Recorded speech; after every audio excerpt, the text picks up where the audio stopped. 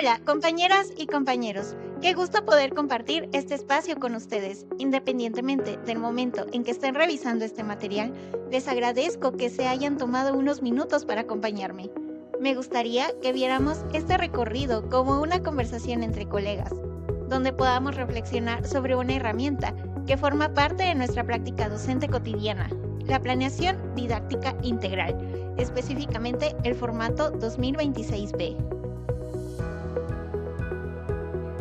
Antes de revisar cada uno de sus apartados, pensemos por un momento en algo que hacemos todos los días. Constantemente estamos tomando decisiones. ¿Qué actividades desarrollar? ¿Qué recursos utilizar? ¿Cómo acompañar a nuestras y nuestros estudiantes? ¿Y de qué manera valorar sus avances? Muchas de estas decisiones surgen de nuestra experiencia. Sin embargo, cuando no están organizadas dentro de una misma ruta de trabajo, podemos perder de vista hacia dónde queremos llegar o qué buscamos favorecer en el aprendizaje. Y justamente ahí es donde cobra sentido la planeación didáctica integral. No es solamente un formato que debamos llenar, es una herramienta de trabajo que nos ayuda a organizar nuestras ideas, dar coherencia a nuestra práctica docente y conectar los propósitos formativos de la asignatura con las actividades, recursos y estrategias de evaluación que desarrollaremos. En pocas palabras, es una guía que orienta nuestro trabajo y nos permite transformar nuestras intenciones educativas en experiencias de aprendizaje con sentido para nuestros estudiantes. Por ello, a lo largo de este material, no solo revisaremos qué contiene cada apartado del formato 2026B, sino también cuál es su propósito y cómo puede convertirse en una herramienta útil para facilitar nuestro trabajo docente. Así que los invito a comenzar este recorrido juntos. El primer apartado de nuestra planeación didáctica integral, los datos de identificación. Aunque suele ser una de las secciones más sencillas de completar, cumple una función muy importante: contextualizar nuestra planeación. Aquí registramos información como el plantel, la asignatura, el semestre, el grupo, el periodo de aplicación y los datos generales del docente. Podríamos decir que este apartado nos ayuda a responder una pregunta básica: ¿dónde y con quiénes se desarrollará esta experiencia de aprendizaje? Contar con esta información desde el inicio nos permite ubicar la planeación dentro de un contexto específico y facilita su seguimiento durante todo el proceso formativo. Una vez que tenemos claro el contexto, pasamos a uno de los apartados más importantes del formato: los elementos formativos. Aquí encontramos aquellos referentes que orientan el trabajo que realizamos en el aula. En esta sección identificamos los propósitos formativos de la asignatura, así como los elementos curriculares que servirán como base para el diseño de las actividades de aprendizaje. Es importante recordar que los propósitos formativos representan aquello que buscamos favorecer en nuestras y nuestros estudiantes durante el proceso educativo. Por ello, antes de pensar en actividades o recursos, conviene preguntarnos: ¿qué queremos que nuestras y nuestros estudiantes desarrollen al finalizar este proceso?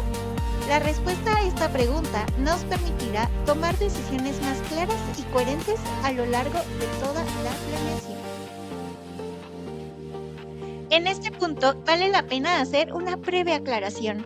La transversalidad no debe entenderse como una actividad adicional o un requisito independiente dentro de la planeación.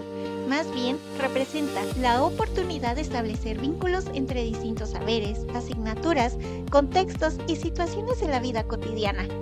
Cuando identificamos elementos de transversalidad, buscamos que los aprendizajes dialoguen entre sí y que las y los estudiantes puedan comprender la realidad desde una perspectiva más amplia e integral.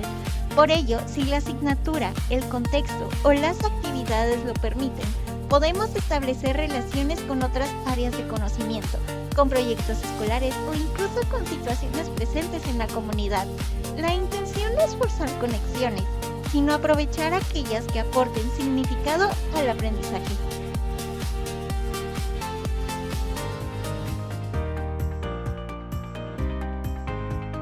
Llegamos ahora al apartado donde la planeación comienza a tomar forma: la secuencia didáctica es la ruta de trabajo que seguiremos para acompañar el desarrollo de los aprendizajes. A través de ella, organizamos las experiencias que permitirán alcanzar los propósitos formativos establecidos previamente. Y, para facilitar este proceso, la secuencia se organiza en 3 momentos. Todo aprendizaje necesita un punto de partida. Por ello, en el momento inicial buscamos generar interés, recuperar experiencias previas y establecer conexiones entre el tema y la realidad de nuestras y nuestros estudiantes. Aquí podemos plantear preguntas detonadoras, analizar situaciones cercanas, recuperar conocimientos previos o presentar algún recurso que despierte la curiosidad. Más que comenzar explicando contenidos, buscamos generar disposición para aprender. La pregunta que orienta este momento podría ser: ¿cómo logramos que el estudiante se involucre con el aprendizaje desde el inicio? En esta etapa ocurre la construcción del aprendizaje. Es el espacio donde las y los estudiantes investigan, analizan, dialogan, colaboran, resuelven problemas, desarrollan proyectos y generan productos que les permiten apropiarse de los saberes. Aquí se concentran la mayoría de las actividades planeadas. Por ello, es importante que cada actividad mantenga relación con los propósitos formativos y promueva una participación activa por parte del estudiantado. La pregunta que guía este momento es: ¿qué experiencias permitirán que el aprendizaje ocurra? Después de explorar, analizar y construir aprendizajes, es importante generar un espacio para integrar lo trabajado. En el momento final, buscamos que las y los estudiantes recuperen lo aprendido, compartan resultados, reflexionen sobre sus avances y establezcan relaciones con otros contextos o situaciones. No se trata únicamente de concluir actividades, sino de dar sentido al proceso recorrido. La pregunta que orienta esta etapa es: ¿qué aprendimos y qué significado tiene para nosotros? Finalmente, encontraremos el apartado de evaluación formativa, y aquí es importante recordar que evaluar no significa únicamente asignar una calificación. La evaluación formativa nos permite acompañar el aprendizaje, identificar avances, reconocer áreas de oportunidad y tomar decisiones para fortalecer el proceso educativo. Por ello, en este apartado presentamos las evidencias, los criterios y los instrumentos que servirán de base para valorar los aprendizajes de nuestros estudiantes. Algunos ejemplos pueden ser listas de cotejo, rúbricas, guías de observación, productos, proyectos o portafolio de evidencias.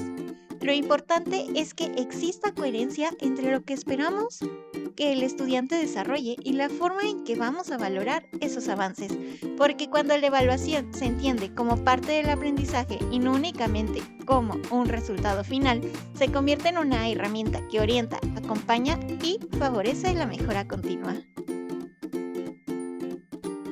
Ahora que hemos recorrido cada uno de los apartados de la planeación didáctica integral, podemos observar que todos ellos se encuentran estrechamente relacionados. Los elementos formativos orientan la planeación, la secuencia didáctica permite desarrollar los aprendizajes y la evaluación formativa nos ayuda a acompañar y valorar el proceso. Por ello, más que visualizar la planeación como un conjunto de apartados independientes, podemos entenderla como una herramienta que da coherencia, dirección y sentido a nuestra práctica docente.